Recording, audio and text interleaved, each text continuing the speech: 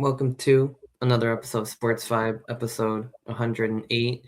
A lot to talk about here. It's a little bit late in the week, but that gives us a little bit more content to talk about. Obviously, wanted to talk about the AFC and NFC Championship game recaps, preview the Super Bowl, mix in a little bit of talk about the Hall of Fame, and also just let's talk about the Rutgers football schedule breakdown because obviously we talked about that for on the banks, but I feel like with the Big Ten releasing their schedule, pretty much all the other conferences releasing their schedule. Both of us as Rutgers fans, obviously that's big news, right? I mean, for next year. So I mean, like, yeah, I mean, we obviously did the in-depth breakdown on the Bells Must Ring podcast the other day, but I mean, I did want to definitely touch on that to kind of lead us off before we get to the NFL. But yeah, my big takeaways were like it's like a home heavy start once again. Just kind of like last year. Like last year we had 4 home games to start the year. This year it's even kind of more in a way. It's 4 out of 5. The road game is definitely not one to sneeze at either. I mean, at Boston College, I mean, obviously not a very good BC team, but a big, emotional game. The Red Bandana game on 9/11, the first Power Four game on the road at Chestnut Hill. Like that's a game where they, play better than kind of what their record is a lot of the years. Yeah, they almost, pulled off a big stunner against Florida State. So that team could be, they also play Cincinnati the week before. So they could be ready for that game. Rutgers definitely has to be ready after opening at home against UMass, which is a Thursday night game. So Thursday, Friday, the conference opener against USC. I think that's big too, moving that up a week. Could be the blackout game. And then having Indiana come 2 weeks later, that's a huge game, obviously, number one team. Could be homecoming, and they might make Michigan the homecoming game. I guess the other big takeaway was in the Big Ten, though. I mean, like it's a very winnable road slate and a very difficult home slate, which is kind of interesting. It reminds me of the Rutgers of all, like kind of like not of all, but like in the early years of Shiana 2.0, where they have a very like relatively favorable home or road stretch, very difficult home stretch. And I think for years they didn't win like a home Big Ten game. They won multiple, or right, yeah, they won multiple road Big Ten games. Because they played like Yeah, Michigan State, Illinois, like Northwestern, Maryland, even like they were able to get wins in those types of games. Well, really, they played like teams like Ohio State, Penn State, Michigan, even like like the Iowas, Nebraskas, Wisconsins, like that have kind of given Rutgers fits. And this is another year where it's very much like that. So I mean, just to break this down like a little further, I mean the home games against, I mean UMass and Howard should be wins, but I mean you have USC, you have Indiana, you have Michigan, you have Nebraska, and yeah, those are all home games. And then on the road you have Northwestern, Wisconsin, at Penn State, Maryland, and then the trend kind of does flip in the final 2 weeks of the season, I guess, because after the whole gauntlet of home games and winnable road games, it kind of becomes the opposite for 1 or 2 games where it's like at Penn State becomes the harder one and versus Michigan State's probably the easier one. But nothing's going to be perfect. And honestly, like if they somehow they don't get a win in Big Ten play at home, like that would be difficult, and it would but I guess I don't know. Rutgers has a good chance against the Spartans. They're probably going to need that win too, the way I see it. So it's kind of like if the trend works out that way, they win a lot more on the road than they do at home this year, except for the 2 gimme games. A home win would be nice to cap it off, I guess, as well. So yeah, I mean, those are my takeaways. Home heavy start. Then it becomes like could become like a road warrior type of year for the Scarlet Knights, and then hopefully you get to that Michigan State game with a chance to go bowling if you haven't already, and that's where they the chips are on the table again. So I mean, hopefully this year, and last year was a tough one, but this year hopefully they are able to pull that one out in the finale. oh, yeah, absolutely. I mean, especially remember that Michigan State game from 2 years ago where, Mhm. they Yeah. really, really took it to them in that game. That was the biggest, I was on Winsipedia earlier. That was the biggest, blowout that Rutgers has had over Michigan State ever. The Um, 14, I mean, 41-14 yeah, that was our no biggest game. blowout over Michigan State. Yeah, like, that was nuts. Yeah, I mean, it was, and that was after We were Rutgers fighting for a suffered bowl a game. They right, were they fighting could have for a went to bowl a game. bowl game. We held them out, and that was after Rutgers suffered an emotional, like, letdown loss against Illinois, where they really, had a ranked team on the ropes and they couldn't get it done. So you're thinking, does Rutgers go into that game and they don't play that well? I mean, does Michigan State need it more? But obviously that didn't happen. So it's in a weird way, there's a chance where Rutgers is through and Michigan State isn't, and they still beat them anyway, just because that's what better teams tend to do in college football. But yeah, I mean, it is what, like, we'll see if, or there's a chance both teams need the win for bowl eligibility. There's a chance at least one does. So like that could be a huge game on the calendar for the finale. So even in a year Yeah. where the home games are brutal, there is at least one that could be that we should be the favorite in.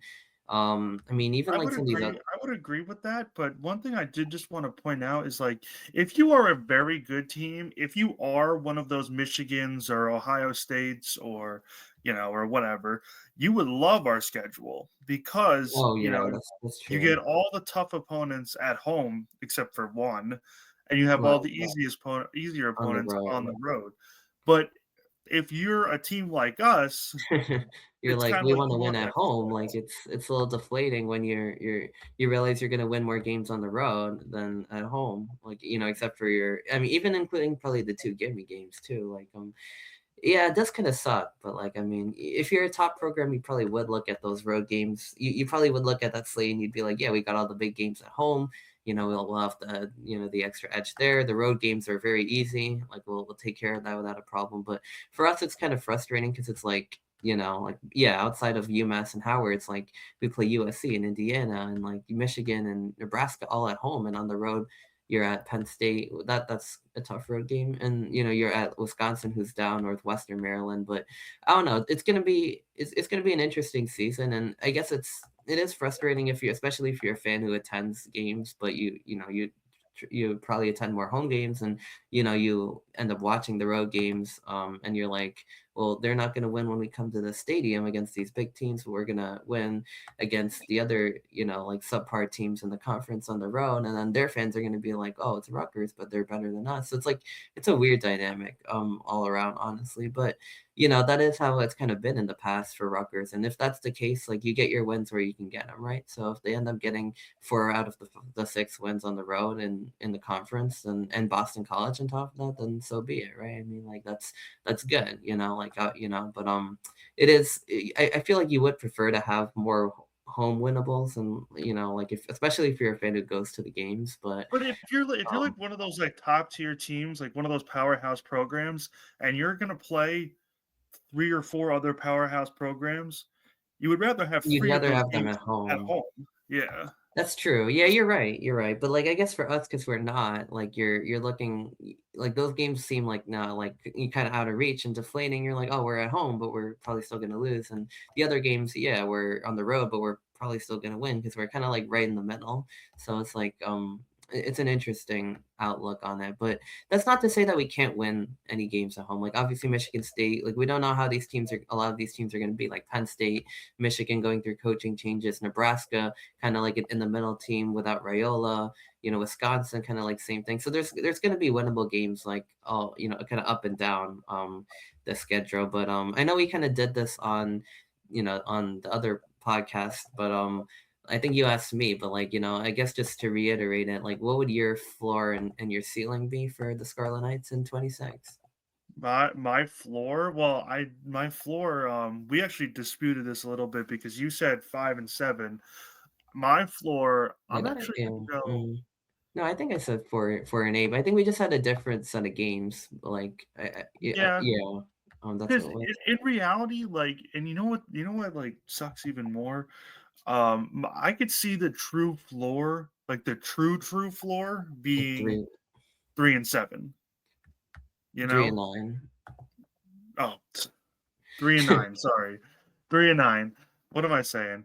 Because I don't think there's any chance we lose to UMass. I Yeah, don't think there's any chance we lose to Howard, right. and I really can't see us losing to Maryland. You know, Yeah, we just kind of like own them like lately, and they're just also falling apart. Like, and at the seams. Mike Loxley is still the head coach there, so But the that's guy who lost. three. The guy who Mm, lost his locker room 3 years in a row is still yeah. the head coach at Maryland because that That's makes sense. 3. That's 3 wins. And yeah, that's like a true nightmare scenario, I guess, where But like really nothing goes that's like right. if literally everything goes wrong, nothing goes right, and that's like just the worst possible scenario I could even fathom. Because the only reason why I flipped that Boston College game as not a lock is because of the atmosphere that that red That's bandana what I'm game saying is too. gonna Like throw that off. was basically a lock until like that kind of came around, and now it's like, oh boy. But even still, like I think it should be a win for us. Like they're I'm because I'm not a going very like good team.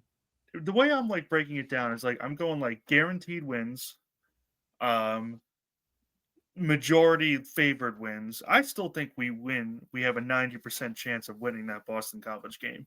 Yeah, But, you know, yeah, yeah.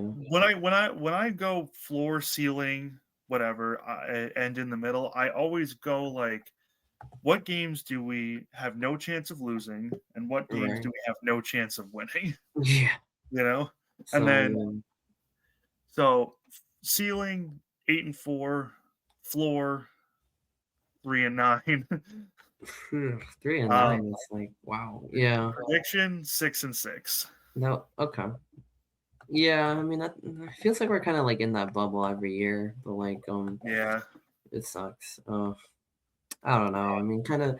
I don't know. I feel like 4-8 is a good floor for me. Like, it's hard to see the wheels falling off that much further than that. Like, because 3-9 just means like you're like a really really bad team. Like, you know what I mean? That typically means you only win the non-conference games, or you win one in conference play, and the two easier non-conference, which could happen, I suppose. But the way I see, yeah, I mean, I feel like they do get a win in Boston College.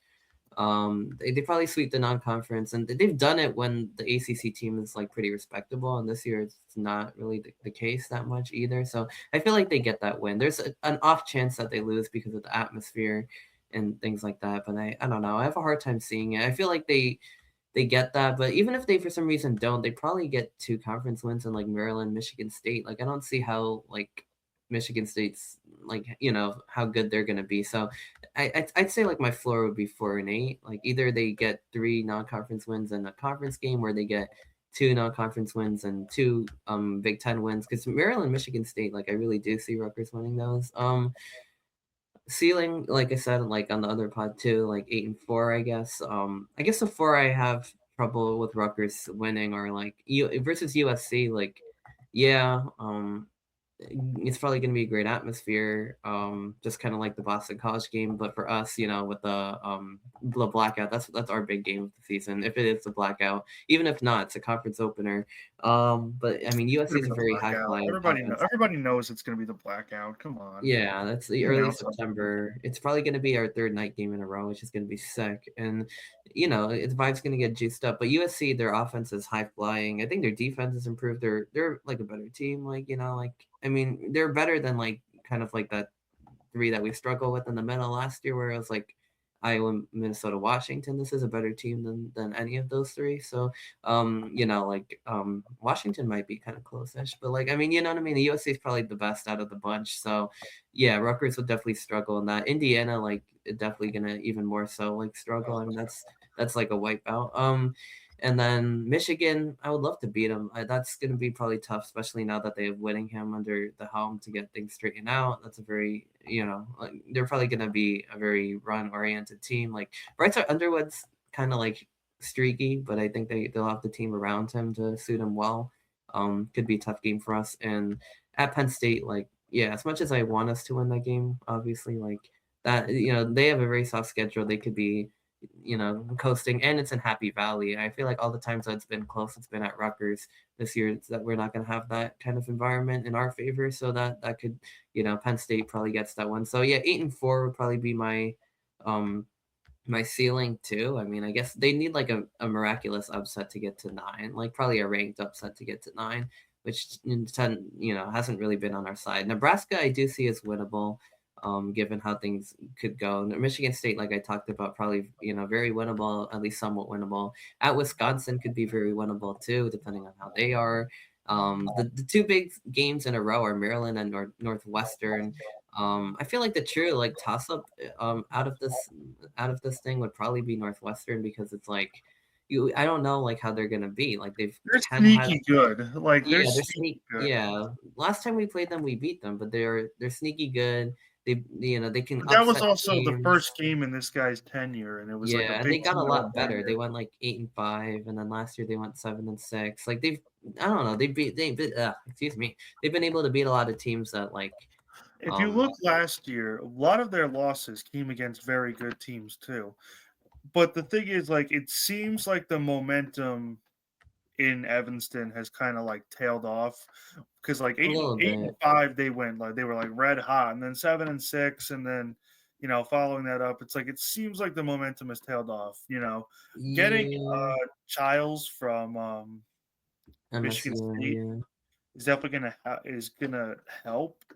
I don't know how much though, because the quarterback last year for Northwestern was not very good at all. Oh no, he wasn't. Like Yeah. Well, they actually, mostly 24 they went like they had a bad season too. They went 4-8, but then in 23 they were 8-5, and that was after the loss to Rutgers in week one. And then week two they beat UTEP, and then week three lost to Duke. But then they kind of came around. They started, and towards the end of the year they started beating like a lot of teams, and they won their bowl game, so they were kind of on the up and up, 8-5, and then then the last year they kind of struggled a bit. This year they started out like losing to Tulane. Like people thought they were like dead on arrival, and even after they beat Western Illinois, like it was kind of just that's just like a gimme game. But then when they beat UCLA, they beat and then ULM too. I mean that's another gimme game. But beating Penn State, that was definitely huge for momentum. They beat Purdue. They lost to Michigan by 2 points. They beat Minnesota to go bowling. They lost to Illinois by a touchdown, and then they won their bowl game against Central Michigan in pretty convincing fashion as well. So yeah, it was like a sneaky. They're a very sneaky team. Like like they surprise a lot of people. Um, or they can. That's a game that it could go either way. Like Rutgers could win that one, they could lose. But the thing is, I'm not really counting on that for my six, which I guess like it kind of helps things for me a little bit because like that's kind of like number seven, like the way like I'm looking at this because I'm looking at UMass, Boston College, Howard, and then Maryland, Wisconsin, and Michigan State. And Wisconsin's also not exactly a guarantee either, but like the way they're looking, and then Northwestern's kind of like a seven that could very very easily happen, and it may not. Nebraska would kind of be like a feel good eight. It would kind of be like what Iowa I guess would kind of be, or kind of like a game that it's very plausible that they win, but it would take like a lot going right, and it's a team that they've kind of struggled with in the past. It's also a home game too, so that kind of matches up nicely with what the Iowa game was last year. So that's kind of like your eight. Like if everything goes right, they get all those. And then yeah, like I said, the final four are going to be pretty tough. Like it's very hard for me to see them beating any of USC, Michigan, Indiana, or Penn State. Barring like something really unexpected, I guess. Yeah, I mean, like it feels like every year like there's just a major cap of like Yeah, what you can do, especially because we all know that Rutgers famously cannot punch above its weight class. yeah, You know, right. it just feels like every time they get to that ceiling, it's not like the ceiling is they could push it a little bit. That ceiling is like right like a rock. Yeah, No it's matter like how hard they push that rock, um, and they can't move it at all. yeah, like we're not like one of those programs that are due for like a major like upset like once a year, like once in a you know what I mean? It's not like you know what I mean? But the problem with those is like those teams also lose games that they shouldn't, and Rutgers kind of like avoids that by being like Oh, consistent. sure. I mean, you remember the spoiler makers, the spoiler makers of old under Jeff Jeff Brom. Brom, yeah, being like Like, Ohio State, like teams yeah, like yeah, that. they would go and beat Ohio State and then still end up finishing the season like 8-4. Yeah, see that's the You thing. know, Like we don't, yeah, like I and don't not only did know. they beat Ohio Oh, State they that blew one them time, out. they belted them. Yeah, that was one game because with especially with the kid like who had cancer, and he's like the one thing I wanted was like for them to beat Ohio State, and I don't know, it was like I guess once the once things started going in their direction, it kind of just snowballed for the Buckeyes. Like every once in a while they have that loss, like when they lost to Iowa, like 55-24 also or something like that. It's like Yeah, every first of once all, in a what kind while. of team gives up 55 points to Iowa?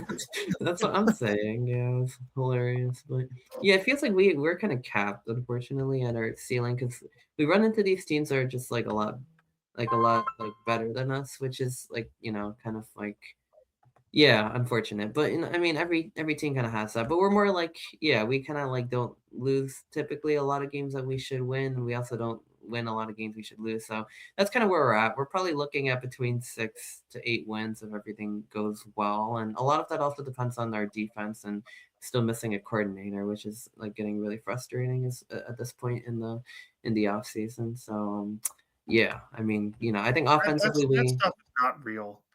it's unreal at this point. Like There's before, it was kind of like, oh, like okay, we don't have one, like we'll be all right. But now it's getting to the point where it's like, I mean, like, come on, like, what are we doing? Like, you know what I mean? The defensive coordinator is not real, okay? That Yeah, is it's a not a made real up coaching position. I that mean, is Greg not a real Schiano could easily take the job if he really wants to. You know what Man, there's nothing I hate more when somebody says that Greg Schiano should take the job. No. I mean? Like he's supposed to be the CEO of everything that we do, you know. Yeah, yeah, that's true. I mean, we can't have like a coordinator like do the DC job. Oh, jeez.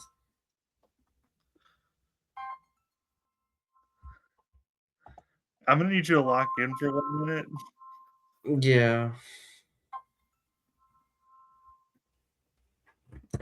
Might just have to edit that part out. But anyway, Yeah. so the the Scarlet Knights. I mean, I think that's probably enough to talk about them anyway. But with yeah, I think we're between 6 and 8 wins, and I think it depends on how good the defense is. I think we know what we're getting on the offensive side of the football, but I think we're more likely to get about 6 to 7 wins, to be probably honest with six, you. yeah, probably 6 to 7 wins. Because yeah, getting 8 would require like every toss-up game to go our way, and like including Nebraska. It's gonna yeah, it basically need to be a perfect season for Rutgers to get to 8. So we're probably looking at And the 6 to 7. the biggest mystery about us is that we don't know who we are, you know? We don't know what we're gonna look like. That's the biggest thing. That's true. Yeah, We're going off of, like what other last teams? But year, and we completely rebuilt our defense. So we're going up off about who we were last year.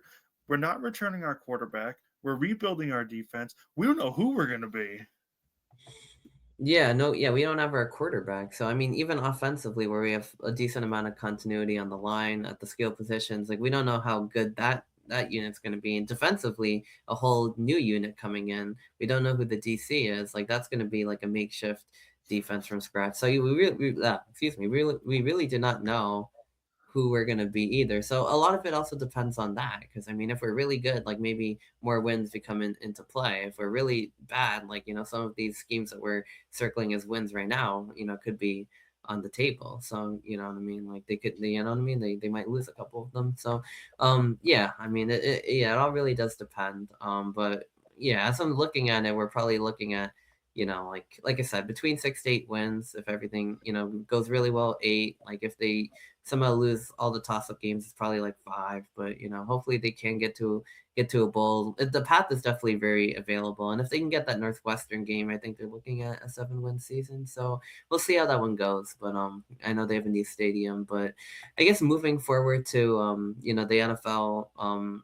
Yeah, Super Bowl matchup is obviously set with the Seahawks Patriots, but recapping these championship games, I mean, it was kind of a tale of like two different games. The AFC Championship game really ugly. We could start with that one. It was a 10-7 Patriots win.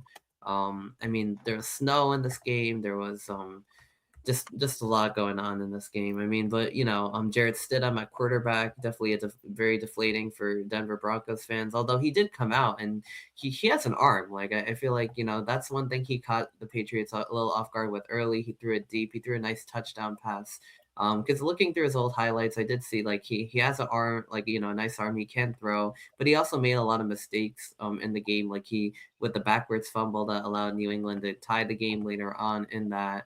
I mean, even before the weather, like it really wasn't a pretty game. Drake May had a really bad game. Like, I mean, Stidham, like, he was kind of inconsistent, but he at least was like decent at times. Like, Drake May was really struggling through the year. He went 10 for 21, 86 yards. And a lot of this was before like the snow came down, even when, you know what I mean? What he did really well, though, was he was a really good rusher. He had 10 rushes for 65 yards.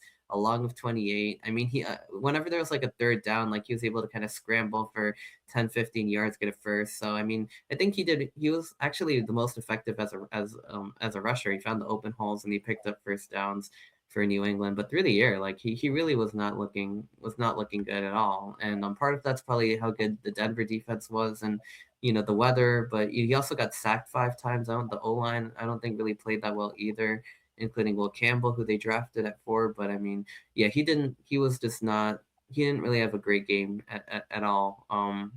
But but yeah, I mean that's kind of how that game went. And then once the second half started, I mean, well, first of all, I mean the Broncos also like passed on a field goal. They went for it on fourth down. They had like a rollout pass, and that was a really bad play call. They missed the field goal before the half, and as well. And then in the second half, the game really became like just like a shit show. It was like almost unwatchable. It was like 4 missed field goals. Once the snow started coming down, like neither team could really do much of anything, and especially like it was weird because it was like the snow was coming down in one direction, so that team was like kind of like screwed, and they're just trying to flip the field. Then they give that was the Patriots in the fourth quarter. Then they give the ball to Denver. Denver comes down.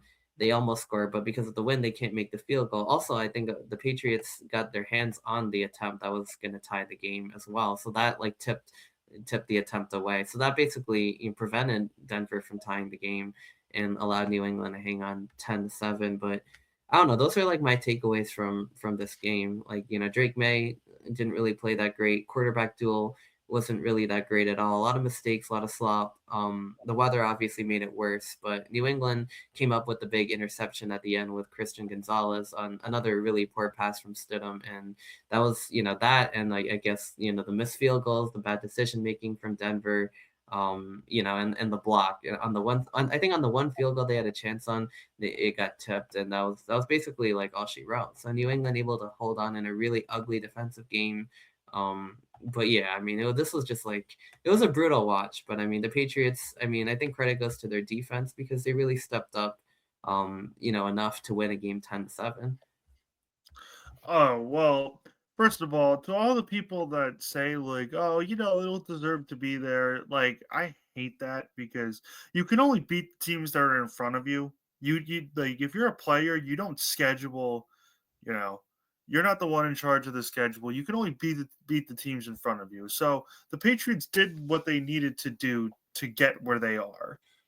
That being said, Right. what they needed to do was way easier than other teams. Yeah, So this might have been the easiest pass to the Super Bowl in quite some time. Like, given like who they had to play and given the way the teams that they've played have played. Like, I mean, Houston, like the Texans were just a complete disaster with CJ Stroud throwing 4 interceptions. The Chargers put 3 points on the board on offense. Drake May, kind of just had to manage the game. And you know what I mean? And then this game was just like complete disaster. I mean, after this, like they got a huge gift with Bo Nix not being available, having Stidham come in, and then even still, and then the weather, playing a huge factor in it. I mean, the Patriots, yeah, they really got like, you know what I mean, like.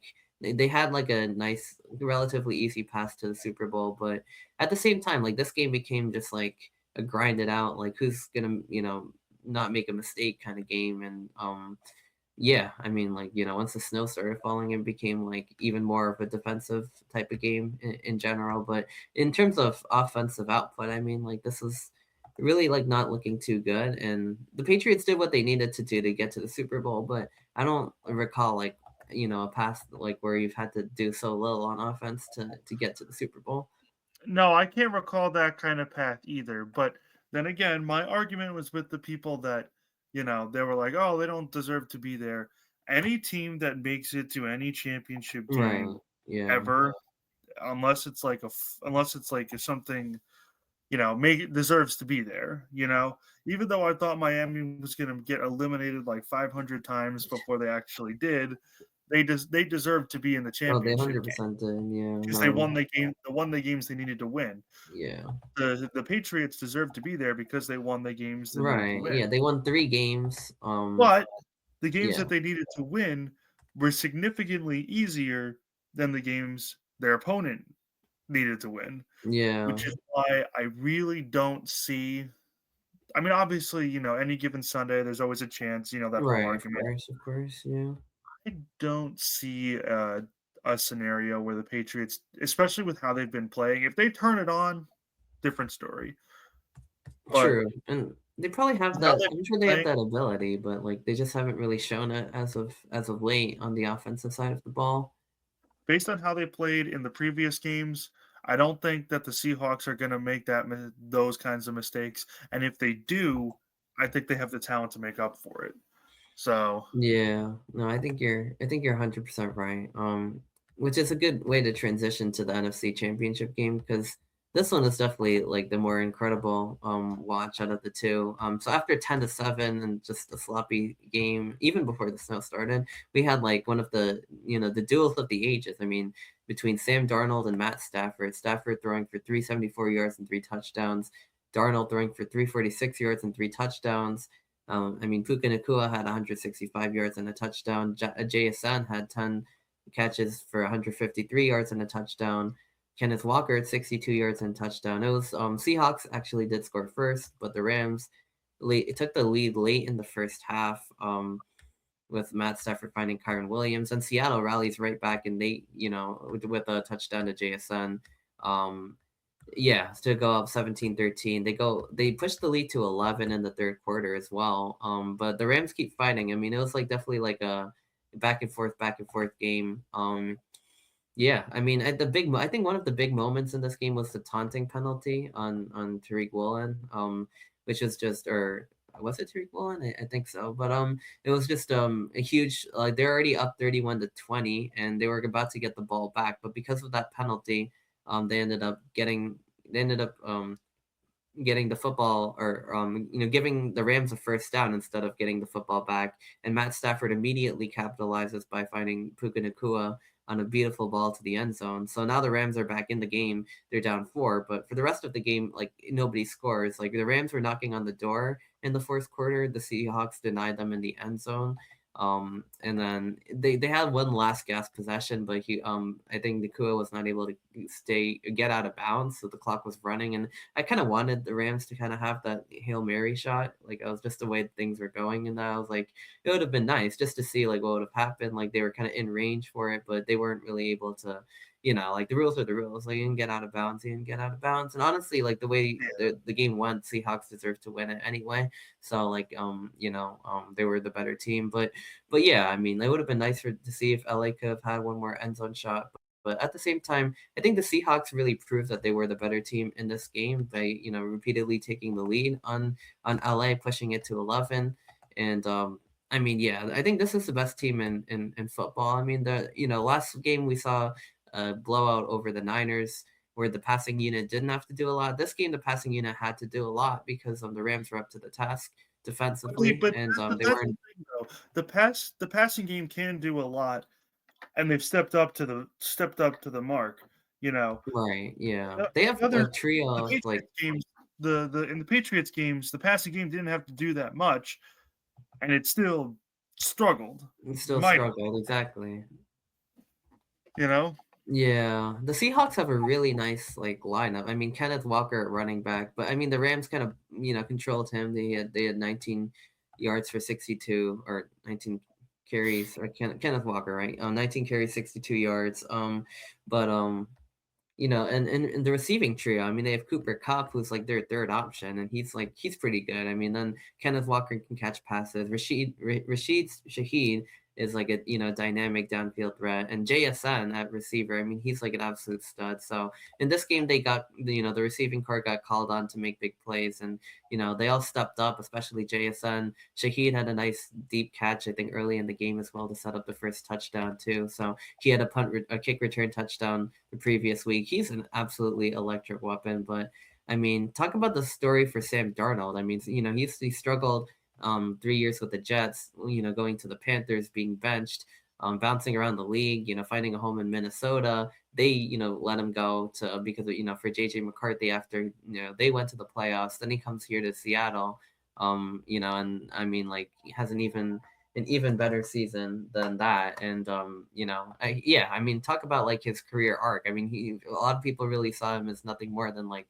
a backup after the first few years in New York, and to go from that to the starter in the Super Bowl, and the way he's been playing. I mean, it's just like it's like really unreal. But it shows that if you have the right environment, like you can turn things around, and Seattle like definitely does. And Well, to be in fair, I think it also shows something that those regimes in New York and in Carolina were just it's just awful. awful. Like, because it wasn't even when he went to Seattle, it's when he went to the 49ers that he really started to come into his own a little bit, you know, when he was with the 49ers. Because I believe he subbed in for some games when Brock Purdy was out on injury, and he actually looked pretty good.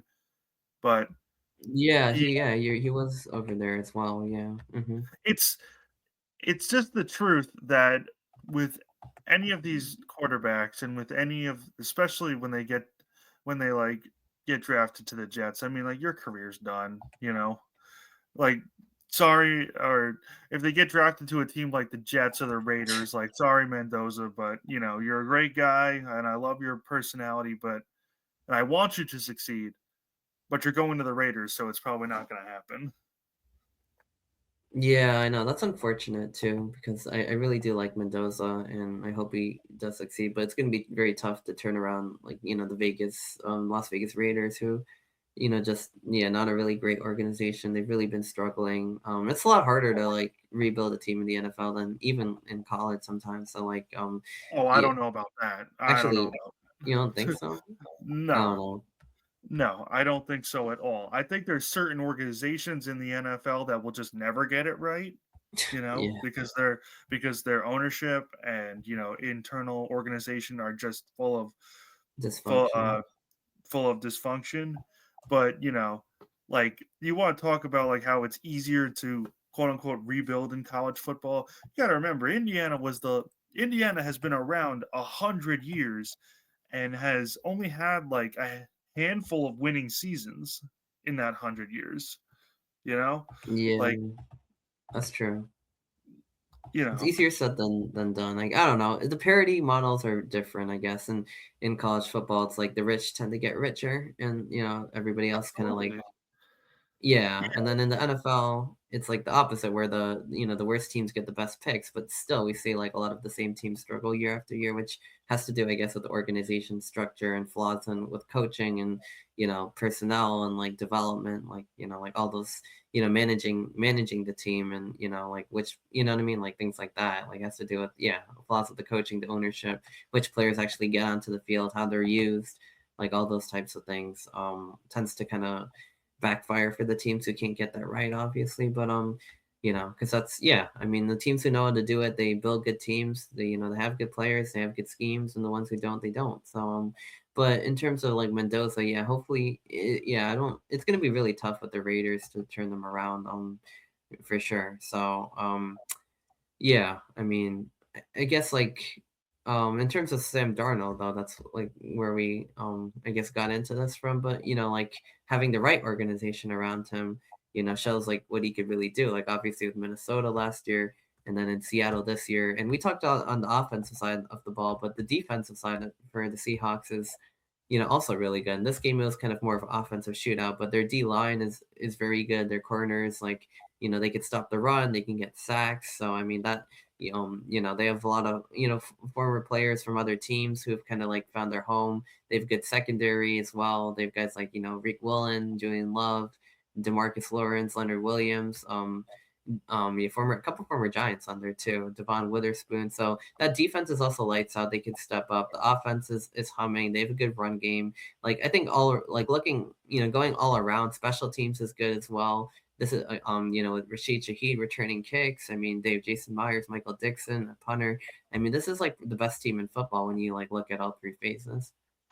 Oh yeah, I mean, and deservedly so. I mean, they've they won the number one seed in the NFC. They belted their in division rival, Seattle, and then they took care of business against their other division rival. And division Yeah, rivalry games in the NFC are very, sorry, division rivalry games in the NFL are very tricky because the more times you play a good team, the higher your chances of losing are. You know, I don't yeah, know if I don't know if Seattle um, swept any of the Rams or the 49ers in the regular season, but to play them that third time, your chances of losing go way up if you're yeah. quote unquote the better team. I mean, we saw that with the Saints against the Bucks Oh, several true, times. against Tampa Bay, yeah, Yeah. Yeah, they own, like, Tom Brady's Bucks, but in the playoffs, like, Tampa Bay was the one who ended up getting out of Superdome with a win and going to the Super Bowl, so, like, Yeah, yeah. because when you play a good team 3 times, your chances of beating them 3 times are near impossible. You Yeah. know? The Saints have, like, been a team that have been, like, frustratingly close in the playoffs too, yeah, against the Rams, Well, they're paying the um price for Bounty Gate, yeah, in my yeah. opinion. Oh, well, yeah, Tampa Bay won in the divisional against New Orleans. New Orleans lost to Minnesota on the Stephon Diggs, the Minneapolis Miracle. And then there was the one against the Rams in the NFC Championship where they missed a pass interference and, LA went to the Super Bowl instead of you know, yeah, instead of the Saints. So they've kind of been like snake bitten a little bit as well. But yeah, no, the Rams also, fell short. I mean, they had a really good season. Having guys like Puka Nakua in there and I mean, the Kyron Williams, Matt Stafford was dealing. Like it felt like they were a good team last year. They added pieces on both sides of the ball this year. Devontae Adams, they got even better, but they just ran into a team that, was just like virtually like unstoppable, like, really, really a really good football team. So that shows how good the Rams were also to be in that game with them. But the Seahawks, I think, were just like, they're just too much. Even after the taunting penalty kind of swung momentum, they're still able to hold on for the win.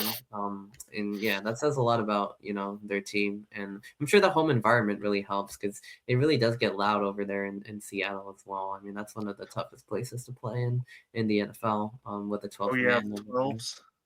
Yeah, the 12s. I mean, that place is rowdy. Like, that place. Yeah. So anyway, I mean, now, I mean, I guess yeah.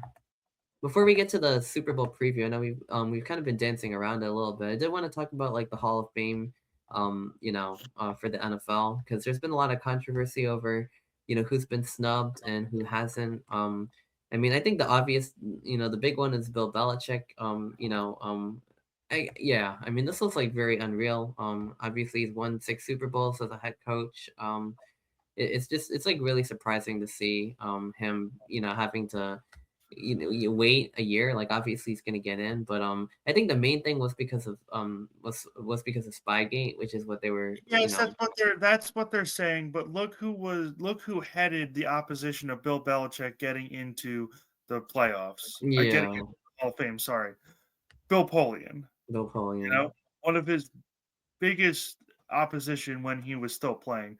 The Hall of Fame with this move really damaged its credibility. I mean, yes there were scandals, but if you remember, you know, that Spygate against the Jets, right?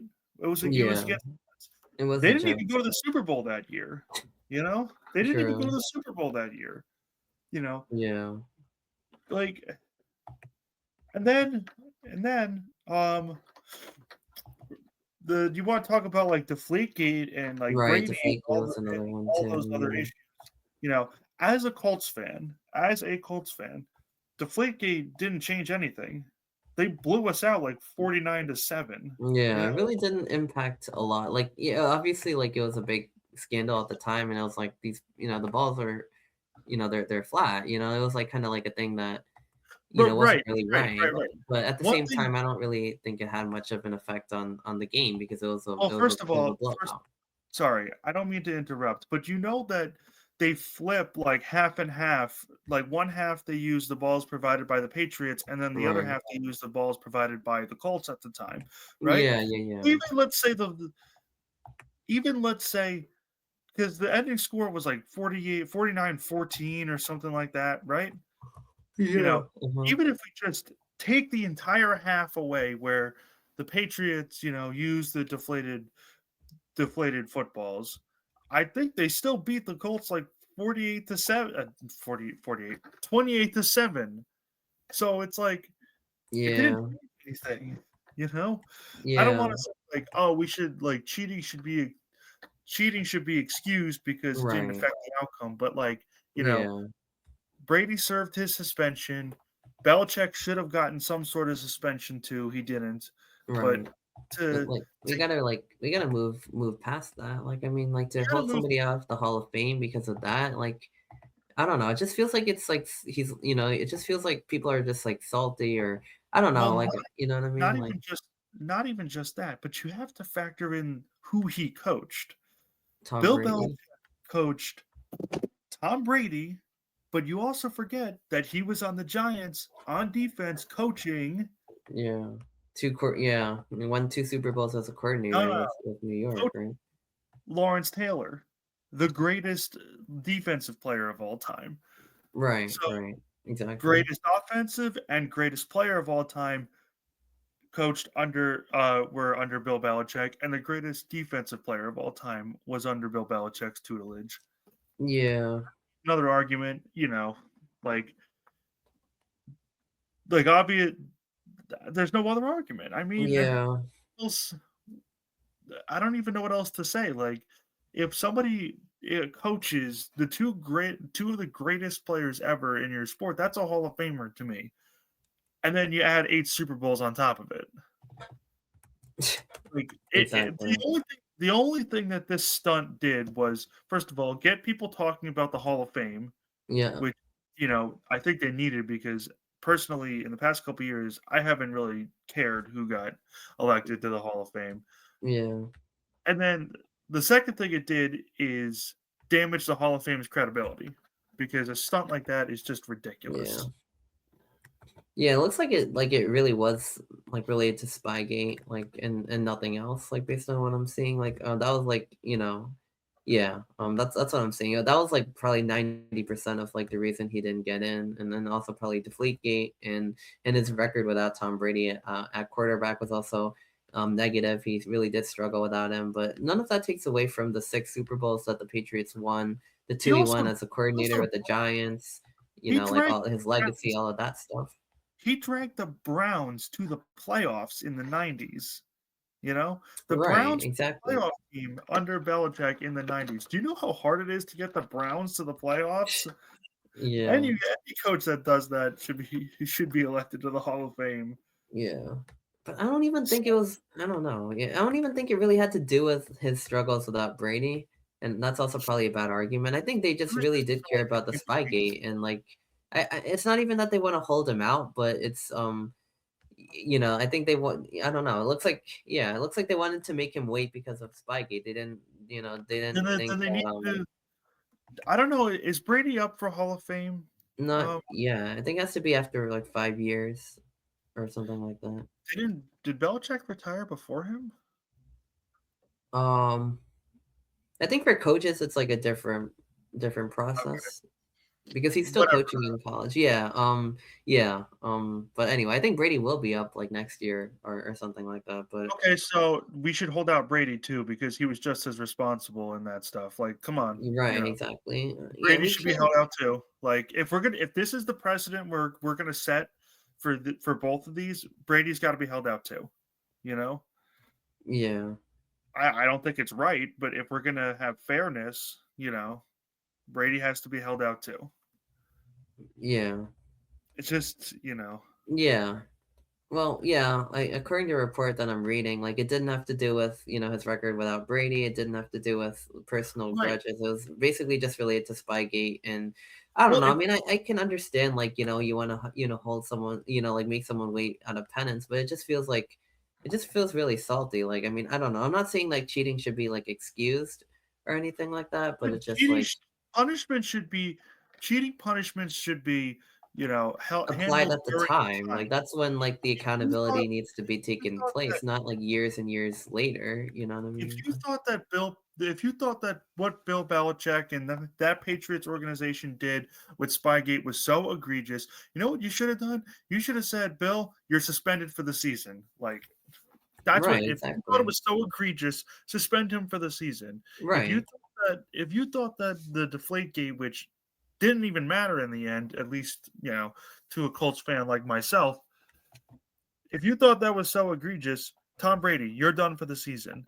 Like, but no, I'm Exactly, pretty like sure Belichick did not serve any suspension, and Brady only yeah. served 4 games. If you want to deal out punishment or whatever, or set people straight, you got to do it right then and there. Like you know, you can't do that like way later and then expect no.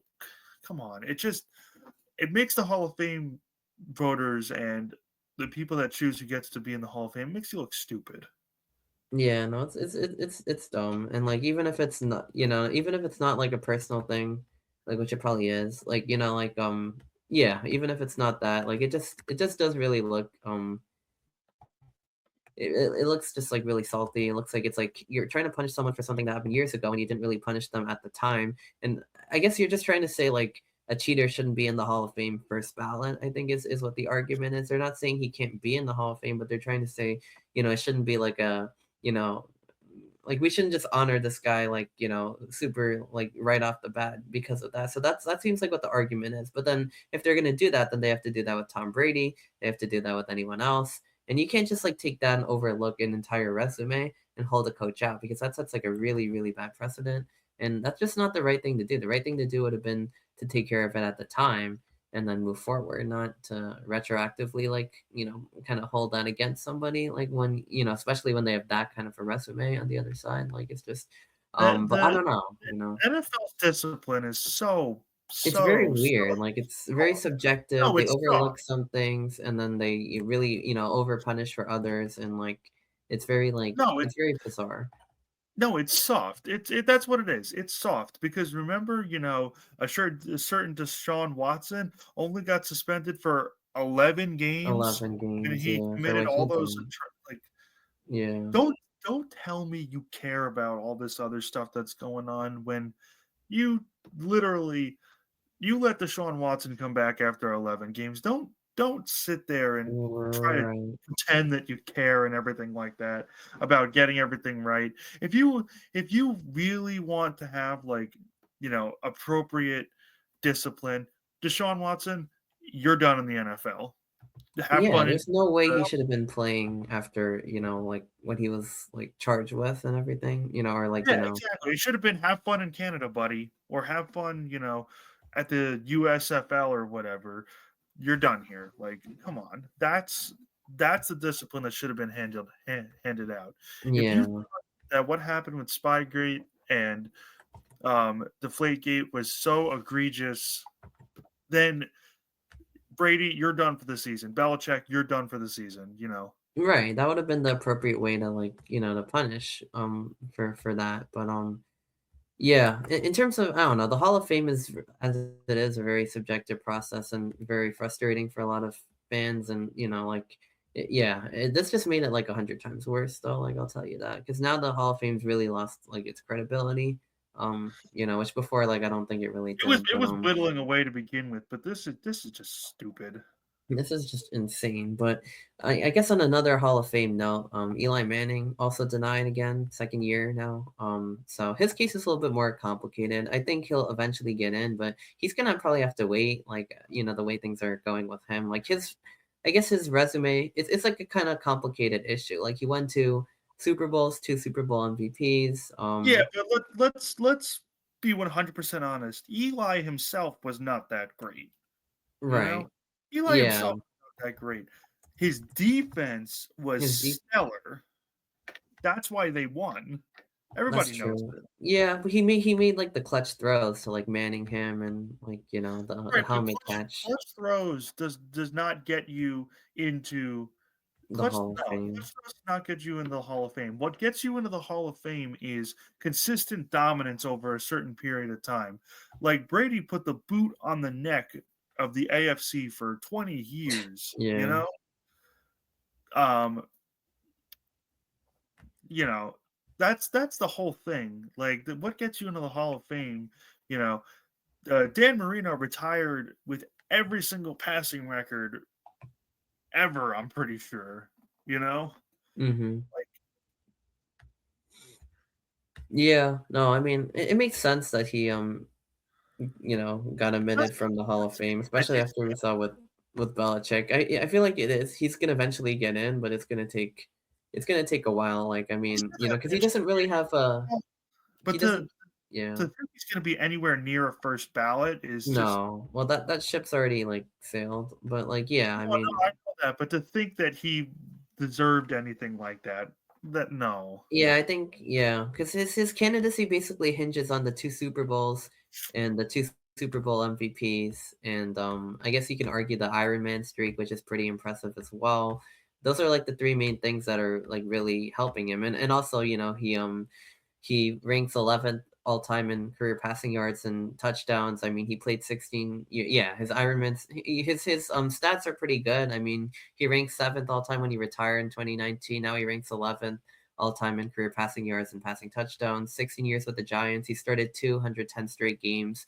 But really, what sets him apart is the 2 Super Bowls, 2 Super Bowl MVPs. But overall, like he was not seen as the top, one of the top quarterbacks in the era of Eli, I mean, in the era of Tom Brady and Peyton and Big Ben and Aaron Rodgers, and he was never an NFL All-Pro. He made only 4 Pro Bowls. He was never really seen as one of the best. He just had moments in his career where he was And the then you best. gotta But factor in also players like Drew Brees were during that era and whatnot. yeah, Drew Brees is I don't another even think he one. has it over. I don't even think he has it over on Breeze. I think the only one he really does have it over on that played during his era was Phil Phil Rivers. Rivers, yeah, and now You he's know, gonna have to wait another 5 years because he came back, for this yeah, season. I think Uncle Phil is one of those players that will get in, but he's It going to take probably a long similar case to Eli Manning. It's gonna take like some time, I guess, but yeah, it's an interesting argument because it's always like, yeah, he won 2 Super Bowls and 2 MVPs. He has good stats. He has a lot of durability. He started But 210 straight he games, but he was he also never. had like that 3 years at the beginning of his career and that 3 years at the end of his career where he was He was just just awful. awful. And overall, it averages out to 117 wins and 117 losses. He led the NFL in Really? interceptions 3 times, and he only made 4 Pro Bowls and was never an All-Pro. So he was never really seen as a top quarterback. He just had moments that elevated him, and he was like a very good quarterback, but not quite elite. But he had moments that made him elite. So that's kind of like what the candidacy was on. Like, yeah, he was a very good quarterback at times. Never really one of the best. He had moments that made him the best, but it's not going to be enough to put him in the Hall of Fame. I think because of the moments that he had eventually, but like it's not going to be anytime soon. I don't think. I think this is going to be a pattern that we see play out for like the next few years where he's not voted in. Yeah, I would have to agree. I mean, he didn't deserve to be a first ballot Hall of Famer, and let's not fool ourselves into thinking that he did. He didn't. But Right. Yeah. I think eventually though he will get in, but because of his I think his so. legacy, the Super Bowls, like but yeah, I think it's gonna take some time, unfortunately. But last year I remember like only 4 players even did get into the Hall of Fame in the first place, or which was a very low vote. And like multiple names like missed it that I thought probably could have gotten in, like that are gonna be on the ballot again this year, like Terrell Suggs, Luke Kuechly, Eli Manning.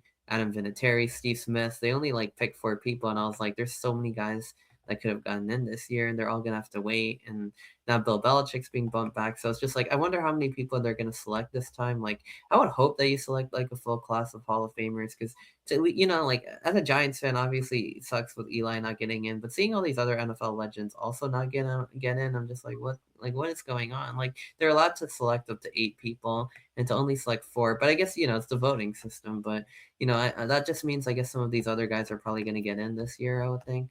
So we'll have to see about that. But yeah, I mean, in terms of the Hall of Fame, I mean that's kind of well, we'll see. They're going to announce that before the Super Bowl, and which I guess I just I real quick did want to preview. I think we already know that the Seahawks are the better team in the Super Bowl, but they're 4.5 point favorites. Honestly, they probably should be Only four and a more. half. The last time when I checked the line, they're 4.5, but or that might have been the opening line, but yeah. I mean, obviously, it's a rematch against Malcolm Butler. I mean, not against Malcolm Butler, but a rematch of the game that was decided on the Malcolm Butler interception. And obviously, the moment that everybody remembers was the Seahawks not running the ball at the goal line with Marshawn Lynch and Malcolm Butler getting the game sealing interception. Um, but this year, though, I mean, that was like kind of a clash of the Titans. This year, it kind of feels like, I mean, the Pats offense, like we mentioned, didn't really even look that great before the snowstorm hit. They've really been struggling. The Seahawks have been kind of clicking on both sides of the ball on all cylinders. I don't know. I mean, I feel like Seattle's gonna win. They could win by double digits potentially. Bearing something drastic, like a drastic change out of New England, like in terms of Drake May, who would need to step up. I think conditions will be more favorable weather-wise, but yeah, I mean, I think the Seahawks defense is really good. The offense is really good. The Patriots have not shown anything that they'll be able to keep up with an offense like that, especially with the defense that Seattle also has. Yeah, we're gonna need Drake May to become Drake May Drake May, May. man. There we go. Yeah. One more one more time for them to be able to pull off a win. I don't think it's gonna happen. That Seahawks team they look like world beaters right now. You know, Yeah. I have to go with Seahawks, and I don't think it's gonna be particularly close either. You know, I Probably thought, not. Yeah.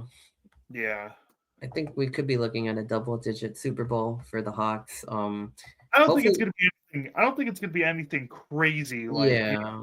a Like 5-score game. yeah, But like the Seahawks Denver game at MetLife where it was like 43-8. Like although oh my that's god, yeah, that game sucked. Like that game yeah, was that Super Bowl sucked. it really did. Yeah.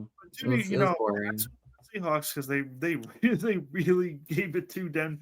Nobody was picking the Seahawks to win that game, and if you were, no, you weren't. Okay, Yeah. and then Yeah. they came in and they they belted Denver. But Yeah. Yeah. I don't see something like that happening again. However, I don't necessarily know if the Patriots have the horses to keep it a game. I think it's going to be a little bit like the national championship game where Indiana was always kind of in control, but Miami made it interesting at points.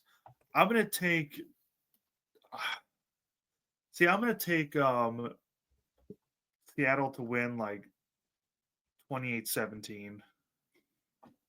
Yeah. I think that sounds like kind of about right, honestly. I don't know. Maybe I go with like yeah, because I don't really see the Patriots scoring like a ton on the Hawks in No. this game. So yeah, it might be like 31-17 or 31-20, something like around those lines. Like yeah, I think the Seahawks are in control, but I don't think it's gonna be like a blowout because Patriots are still a pretty good team at the end of the day. So um yeah, maybe I'll go with like 31-20. Just I think that's Be fair. But different. hey, what? Just to be different. Yeah. Okay, yeah. Don't want to go with the exact same, but yeah, no, I mean, well, I think that does kind of cover the Super Bowl preview, round one, and the championship games recap, and all the news around Rutgers, college football, the Hall of Fame. Next week, I mean, we'll have this part two, where I guess we really dive into the matchup, some more X's and O's, those possession battles, like things like that. and we'll have a special Maybe episode. we'll even start talking about some other sports because man, do I have some hockey news for everybody. Yeah, we got to throw in some NBA, NHL now that All-Star breaks are coming up, and we're also going to be talking about previewing the Winter Olympics, which is going to be exciting.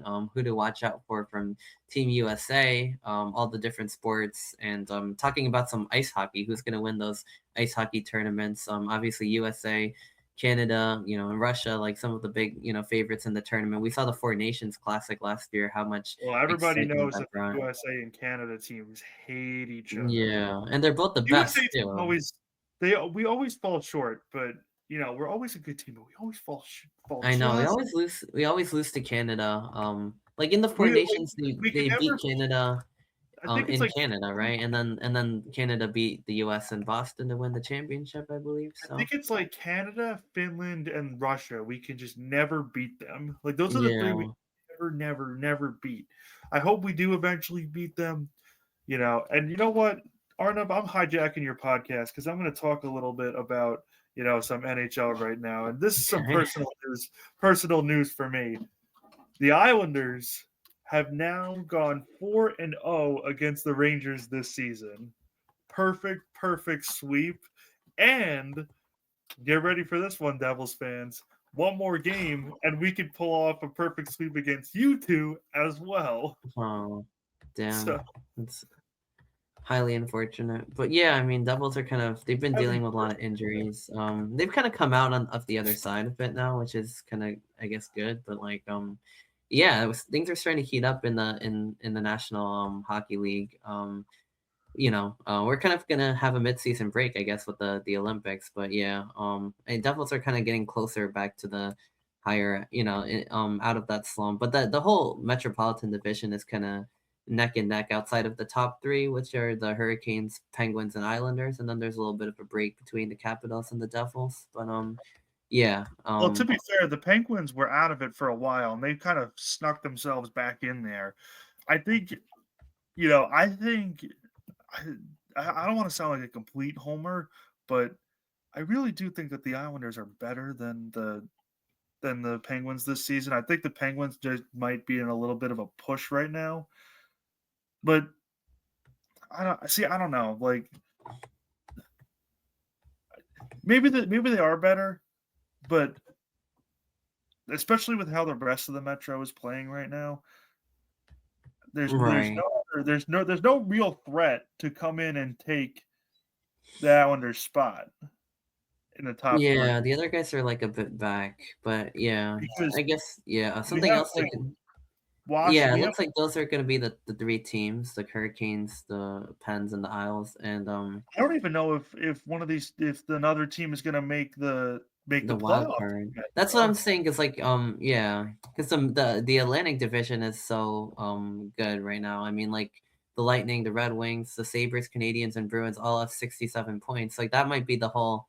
It's a funny number, but that might be the wild card right there. And then that only leaves the Hurricanes, Pens, and Isles. And that's interesting because the The Panthers, who won the biggest Stanley Cup, are way behind at 59 points. I mean, the the biggest Sabres and Canadians, who kind of haven't been that great for a little while, are very much in this race, as is Detroit. So kind of a little bit of a shakeup. I know the Panthers have been dealing with some injuries and some players that were missed. Who did not, who are in the Stanley Cup team that were missing time this season. So I'm sure that's like also played a role in them kind of being like a lesser threat this season. But yeah, it seems like the Atlantic's definitely like the stronger of the two, and that kind of well, like looks it's like it's kind of going to leave. shocking to say. It's kind of shocking to say that the biggest threat to leapfrog the Islanders in the Metro is the Columbus Blue Jackets, and they're sitting at 57 points. But the only Yeah. reason why I say that they're the biggest threat is that you know the Capitals are behind us, and we have a game in hand on them. The Hmm. Devils are 7 points behind us, and we have the same amount of games. The only team that is slightly concerning is the Blue Jackets, who are at 57 points and have 2 games in hand on us. So, Yeah. if True. they win both of those games, and that closes the gap to 2 games, but that's Like that's it. We have a game in hand on the Capitals, who are 3 games back. We have a game in hand, and we don't have a game in hand, but you know, the Devils are 4 games back. Sorry, I can't do math in my head. And the Blue Jackets are also 4 games back, but they have 2 games in hand. So if they win those 2 games, they could just shrink that to 4. But it's really incredible. Like the cutoff in the Metropolitan is just insane this year. I know it's a sharp drop from 3 to 4, and yeah, The and West then is up for grabs, except for Colorado, who's just crushing Colorado's everything in their. steamrolling everybody. Yeah, there's a big gap from 3 to 4. Well, meanwhile in the Atlantic, there's like 5 teams that have 67 or more. The West is Avalanche are like way ahead of everybody. It's like kind of the same teams, like the Wild, the Stars, that have kind of been good. The Jackets, not the Jackets, the Golden Knights, the Oilers, top of the West right now. The Kraken are kind of up there. Yeah, I mean it's kind of like It's anyone's league interesting. in the West, but It's which is interesting in the interesting. sense that Anaheim is holding that last wild card spot right now, Right. but San Jose, Los Angeles, Hmm. Nashville, all All are teams all that can make a move, yeah. yeah. Even Chicago, if things like fold out their way. Yeah, Chicago hasn't been good in like a long time, but yeah, exactly. Like there's a chance these California teams as well. Like it'll be interesting. I mean, except yeah, the Western Canadian team's not doing too good, except for Edmonton, who's been in the Cup Finals a couple times, losing to Florida. The Vegas Golden Knights have always been like kind of a playoff contender. Have made deep runs. They won it a few years ago as well. So yeah, no, a lot of hockey to definitely talk about. Next episode, I think we should definitely do some Super Bowl, some NHL, some NBA, and some Winter Olympics. So it'll be a super fun episode. Hopefully, you can get it out a little bit earlier next week in advance of the Super Bowl. But yeah, in the meantime, this has been another episode of Sports Vibe 108. And with that being said, we will see you next time.